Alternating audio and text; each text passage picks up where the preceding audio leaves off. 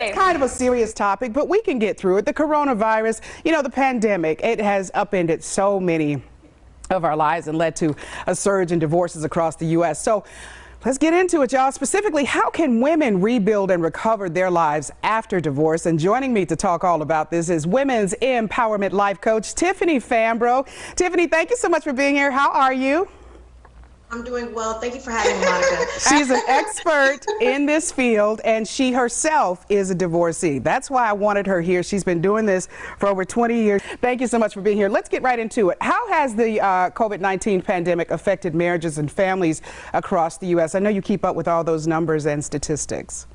Gosh, Monica, it has affected marriages and families on several different levels. Let's first talk about illness. When the pandemic first came out, we did not know what was going to happen. It was still a mystery. We didn't even know how it was being spread. So many families dealt with illness. They dealt with death. And so it heightened this psychological fear of the unknown. That was the first way. Then we talked about quarantine. I mean, overnight, people were literally having to work from home. Children were having to be taken out of school. It was quickly a disruption in the family routine. So this is something that everyone immediately had to get accustomed to. Then, Monica, when you talk about work, most of the time before COVID-19, 1/3 of our lives, 90,000 hours of the human experience was spent at work. So now you're at home with your family, yes, that you love, but you're at home dealing with this issue of the fear of the routine disruption. Yeah. So a marriage that was in struggle, it was just going to get worse. Yeah. Now, of course, everybody's talking about this. It's in all the news cycles, on all social media. Bill and Melinda Gates, their divorce shocked the world. I mean, I was like floored. But financially speaking, they got access to any and everything they want on the planet. What about the rest of us? The emotional stress. What are some of the emotional challenges that couples, women in particular, cope with that are going through divorce? Absolutely. And Monica, I went through this myself. A lot of women deal with guilt, shame, and grief.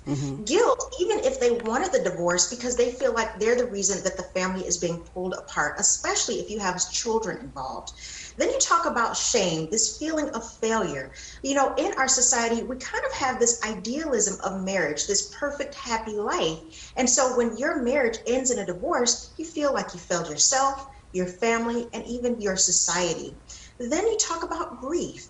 Even in the worst of marriages, this is the person you've been with for years and years and years. And many times this might be your best friend or your best confidant. But you find by the end of it, at the end of the day, it's still a loss. So you're going to go through the steps of grief. Yeah. All right, Tiff, I don't have a lot of time left, but for women that are starting all over after divorce, what are some of the first steps that should be taken toward living a happier life? And what are some of the pitfalls they should avoid? Absolutely. Well, Monica, I tell women to use the heal her method. Heal, envision, and reinvent. Heal yourself, forgive yourself so you can move forward, envision the new life that you want to have, and then start getting crystal clear about reinventing and taking control of this new identity you want to have moving forward. So it's the her method. Heal, envision, and reinvent. Very cool. Okay, so after divorce, give us some examples of how women can reinvent themselves. Well, it's all about habit change, Monica. And the first thing I tell women, create clear boundaries. Say no and mean it. No is a complete sentence. Have those non-negotiable hours in your calendar where you have to say no so you can give to yourself.